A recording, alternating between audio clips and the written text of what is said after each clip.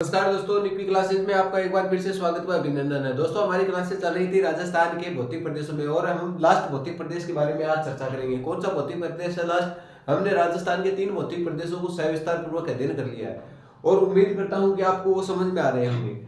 आज हम राजस्थान का लास्ट भौतिक प्रदेश दक्षिणी पूर्वी पठारी प्रदेश के बारे में हम चर्चा करेंगे कि दक्षिणी पूर्वी पठारी प्रदेश कहाँ है और कौन कौन से जिलों में फैला हुआ है, किस किस प्रकार के अवशेष पाए जाते हैं। तो पहले तो बात करते हैं किसका अवशेष है। यह है गोंडवाना लैंड का अवशेष है। दोस्तों, भारत के राजस्थान के 4 भौतिक प्रदेश मैंने बताए हैं, उसमें से ये किस प्रकार का भौतिक प्रदेश है? तो गोंडवाना लैंड का अवशेष माना जाता है। जैसे अरावली पर्वतमाला भी किसका अवशेष थी? गोंडवाना लैंड के। और वो 2 किसके अवशेष थे? जो पूर्वी मैदानी प्रदेश पड़ा था वो भी, और थार का मरुस्थल, 33 सागर के क्या थे? अवशेष थे। तो एक बात तो आपको ये क्लियर रखनी है। और बाद में बात करते हैं, यह भारत के प्रायद्वीपीय पठार का हिस्सा। जैसे कि पूर्वी मैदानी प्रदेश गंगा के उत्तर की गंगा के मैदान का हिस्सा थे, उसी प्रकार दक्षिणी पूर्वी पठारी प्रदेश यह भारत के प्रायद्वीपीय पठार का हिस्सा है। यह है भारत के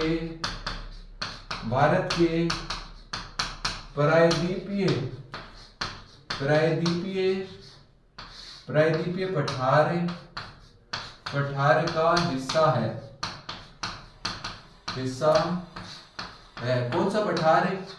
दक्षिणी पूर्वी पठारी प्रदेश प्रायद्वीपीय पठार का हिस्सा है। ये कितने प्रतिशत क्षेत्रफल पर फैला हुआ है? यह 6.89% पर फैला है। कितने प्रतिशत पे? 6.89% पे फैला है। जनसंख्या की बात करें, यहीं पे राजस्थान की 11% क्या पाई जाती है? 11% जनसंख्या पाई जाती है। ठीक है दोस्तों, बाद में बात करते हैं यहीं पे जलवायु किस प्रकार की पाई जाती है। तो शुष्क तो हमने थार के मरुस्थल में पढ़ी है। इसके बाद में उपाद्र, आद्र और यह जलवायु पढ़ ली है। अब यहीं पे जलवायु की बात करें तो जलवायु किस प्रकार की है? जलवायु अति आर्द्र प्रकार की।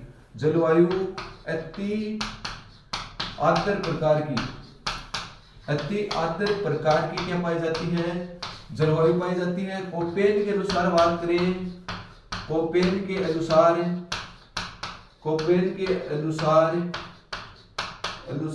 AW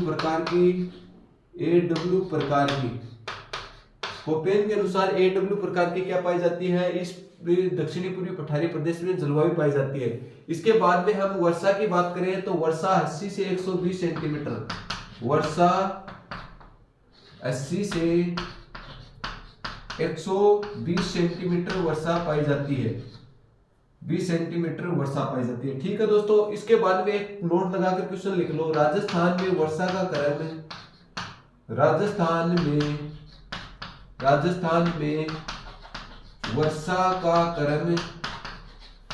क्रम 'पश्चिम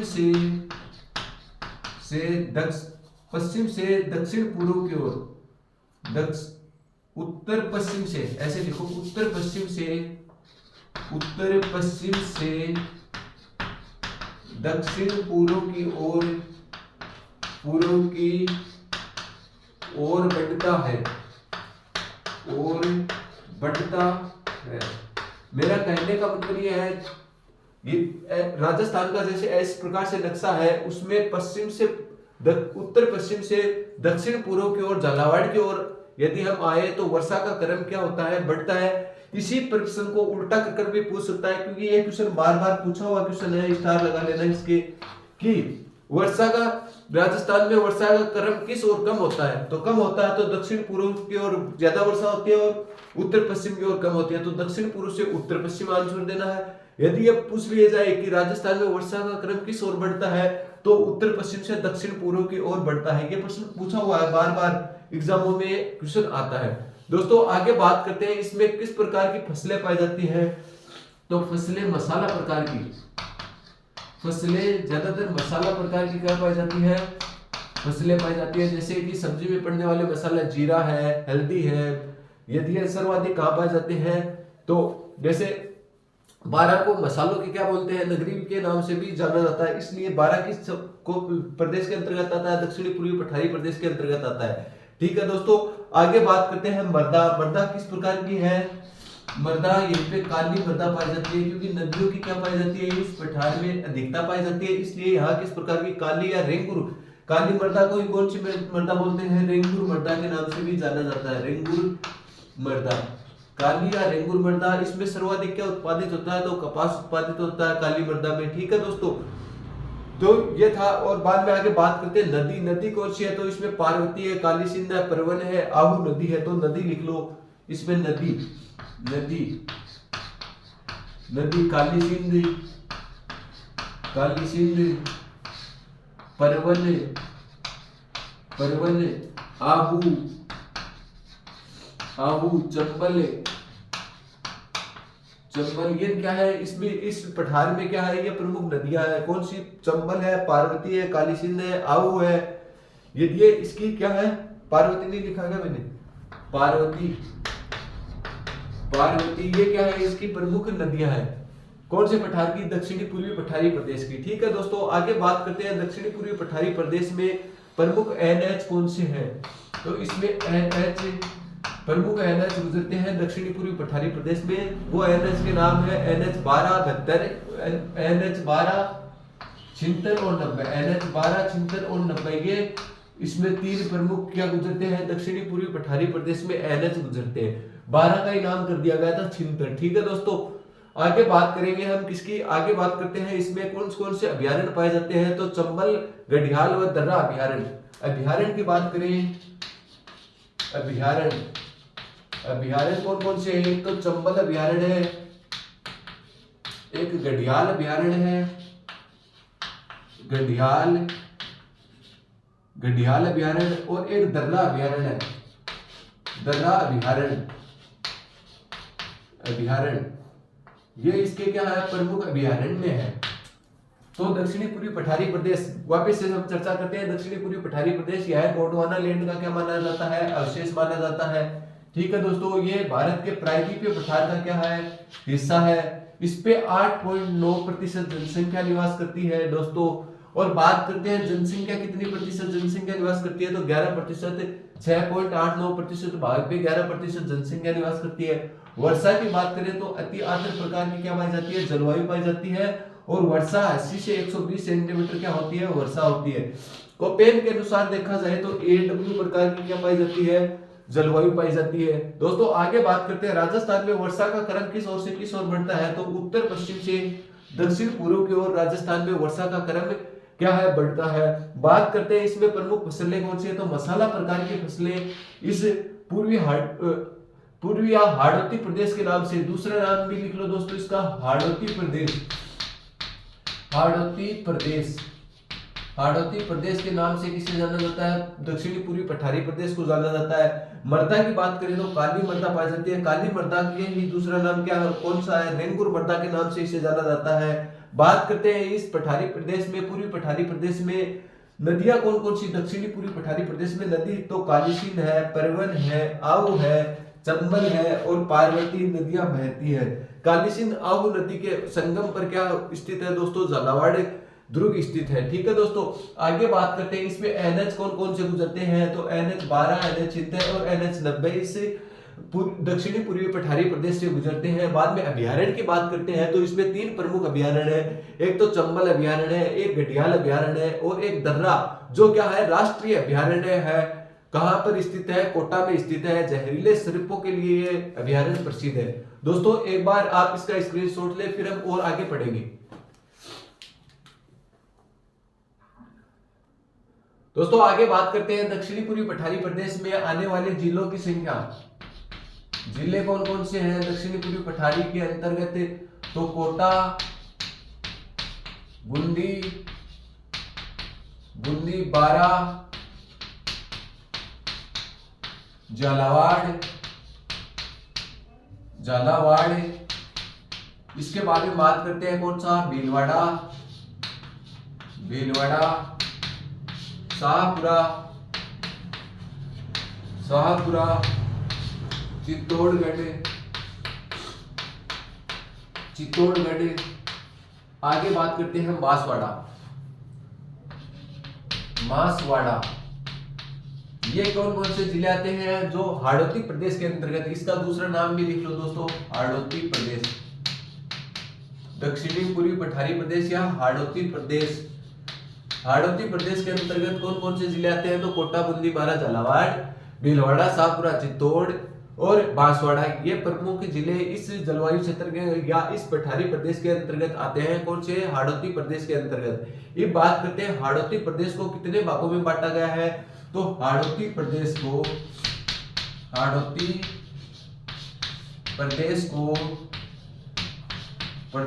दो भागों में बांटा गया है। दो भागों में बांटा गया है। दोस्तों कितने भागों में बांटा गया है हाड़ौती प्रदेश को? तो दो भागों में बांटा गया है। एक तो दक्कन का पठार, एक विंध्यन कंगार। एक तो कौन सा पठार?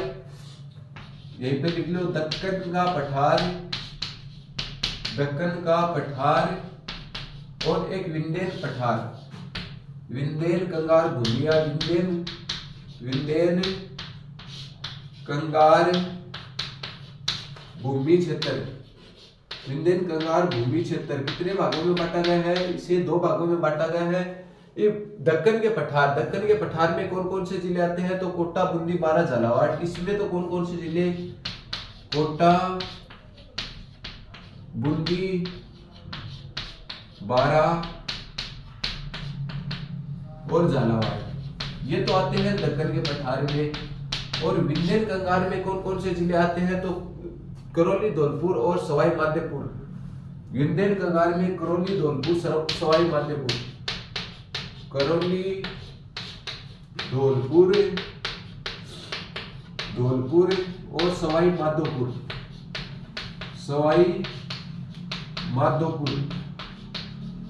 माधोपुर जिले किसके अंतर्गत आते हैं? विंध्यन कंगार क्षेत्र के अंतर्गत आते हैं। इसमें आया हुआ क्वेश्चन है, विंध्यन कंगार क्षेत्र किन दो नदियों के मध्य स्थित है? यह क्षेत्र देखो, यह क्षेत्र चंबल व बनास नदी के मध्य स्थित है। चंबल व बनास नदी के मध्य स्थित है। बनास नदी के मध्य स्थित है। के मध्य स्थित है। तो कौन सी दो नदियों के मध्य स्थित है? चंबल व बनास नदी के मध्य कौन सा क्षेत्र स्थित है? विंध्यन कंगार क्षेत्र स्थित है।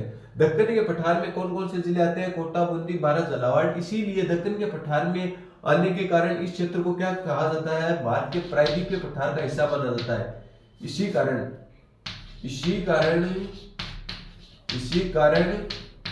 प्रायद्वीपीय पठार का हिस्सा है। प्रायद्वीपीय पठार का हिस्सा है। क्यों है? आपको पता लग गया। इसी कारण दक्कनी पठार के कारण जो हाड़ौती प्रदेश है वो किसका हिस्सा है? प्रायद्वीपीय पठार का क्या माना जाता है? हिस्सा माना जाता है। दोस्तों एक और बात करते हैं, शाहाबाद उच्च भूमि क्षेत्र। शाहाबाद उच्च भूमि क्षेत्र। शाहाबाद उच्च भूमि क्षेत्र ये कहाँ स्थित है दोस्तों? बारा में स्थित है।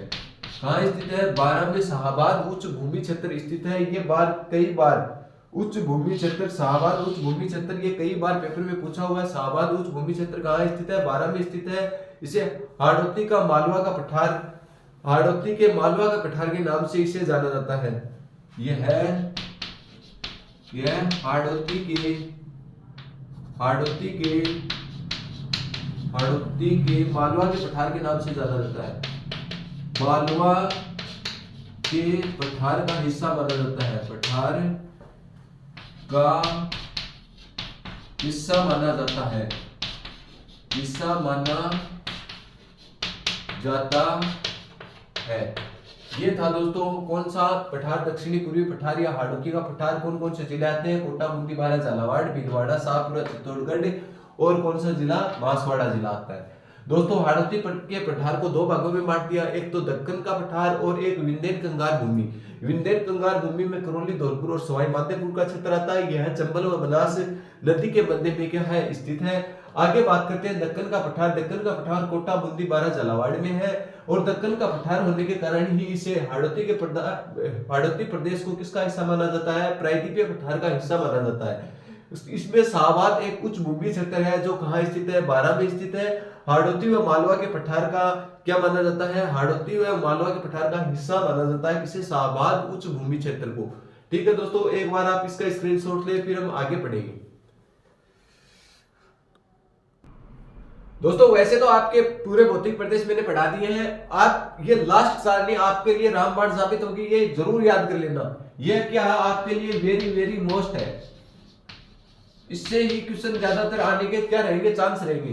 तो बात करते हैं थार का मरुस्थल कितने प्रतिशत भाग पे था? 61.11% भाग पे क्या था? थार का मरुस्थल फैला हुआ था। इसके बाद में बात करते हैं अरावली पर्वतमाला कितने प्रतिशत भाग पे फैली हुई थी? तो 9% भाग पे फैली हुई थी। इसके बाद में पूर्वी पठारी प्रदेश था, वो कितने प्रतिशत भाग पे फैला हुआ था? तो 23% भाग पे पूर्वी पठारी प्रदेश फैला हुआ था। इसके बाद में बात करते हैं दक्षिणी पूर्वी पठारी प्रदेश या हाड़ौती प्रदेश कितने प्रतिशत भाग पे फैला हुआ था? तो 6.87 या 8-9% भाग पे फैला हुआ था। 6.89% भाग पे क्या फैला हुआ था? हाड़ौती प्रदेश फैला हुआ था। पूरे 100% हो गया राजस्थान। ये बात करते हैं यहीं पे जनसंख्या किस किस प्रकार से पाई जाती थी? तो थार के मरुस्थल में 40% जनसंख्या क्या करती थी? निवास करती थी। बात करते हैं अरावली पर्वतमाला में 2% भाग पे 10% जनसंख्या क्या करती थी? निवास करती थी। ठीक है दोस्तों, आगे बात करते हैं पूर्वी पठारी प्रदेश में। पूर्वी पठारी प्रदेश में 23% भाग पे क्या कितने प्रतिशत? 40% जनसंख्या क्या करती थी? निवास करती थी। दोस्तों आगे बात करते हैं हाड़ौती के पठारी प्रदेश में कितने प्रतिशत जनसंख्या निवास करती है? तो 10% जनसंख्या निवास करती है। दोस्तों आगे बात करते हैं यहीं पे जलवायु किस किस प्रकार की थी, उसके बारे में भी हमने चर्चाएं की है। तो यहीं पे किस प्रकार की शुष्क व अर्ध शुष्क, यही बात की थी ना, अर्ध शुष्क प्रकार की क्या पाई जाती है? जलवायु। कोपेन के अनुसार हमने वर्गीकरण में देखा था, तो किस प्रकार की जलवायु थी? यहीं पे कोपेन के अनुसार BWHW व BSHW प्रकार की क्या पाई जाती है? जलवायु पाई जाती है कि हाँ थार के मरुस्थल के अंतर्गत। ठीक है दोस्तों, आगे बात करते हैं अरावली पर्वतमाला प्रदेश में। अरावली पर्वतमाला में हमने किस प्रकार की जलवायु पढ़ी है? उप आर्द्र प्रकार की क्या पाई जाती है? उप आर्द्र प्रकार की क्या पाई जाती है? जलवायु पाई जाती है। जलवायु पाई जाती है उप आर्द्र प्रकार की। और कोपेन के अनुसार CWG जलवायु प्रदेश के अंतर्गत आता है। ठीक है दोस्तों, आगे बात करते हैं इससे आगे उपाद्र के बारे में।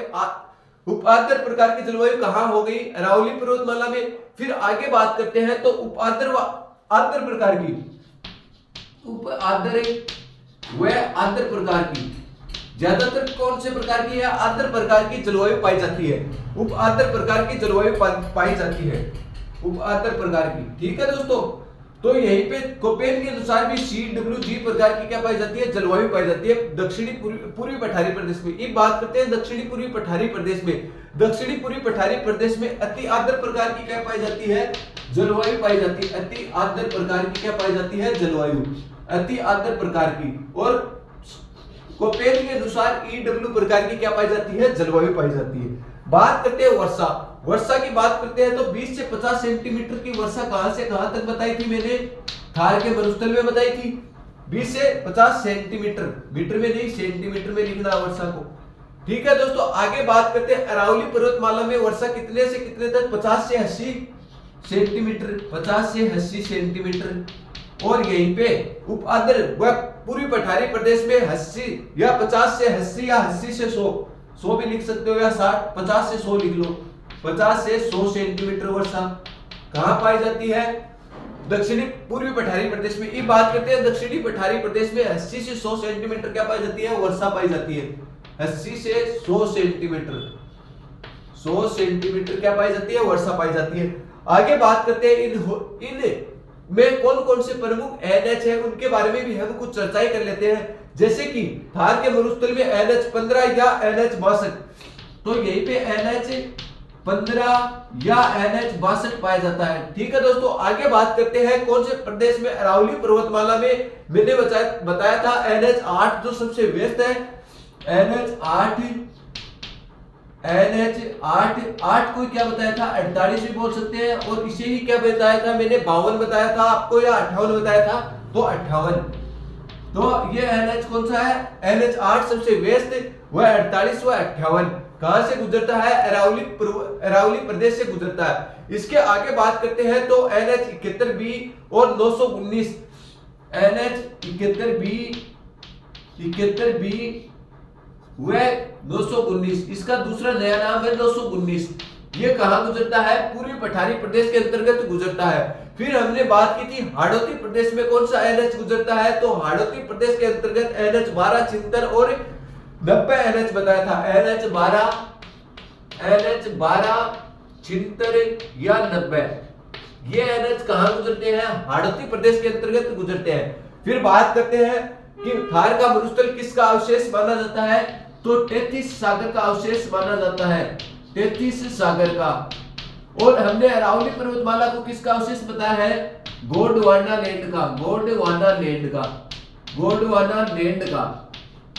लैंड का क्या बताया गया है, अवशेष बताया गया है। ठीक है दोस्तों, आगे बात करते हैं पूर्वी पठारी प्रदेश को किसका अवशेष, 33 सागर का अवशेष बताया था, 33 सागर का अवशेष। और इसके बाद में हमने हाड़ौती प्रदेश को भी गोंडवाना लैंड का अवशेष बताया गया है, गोंडवाना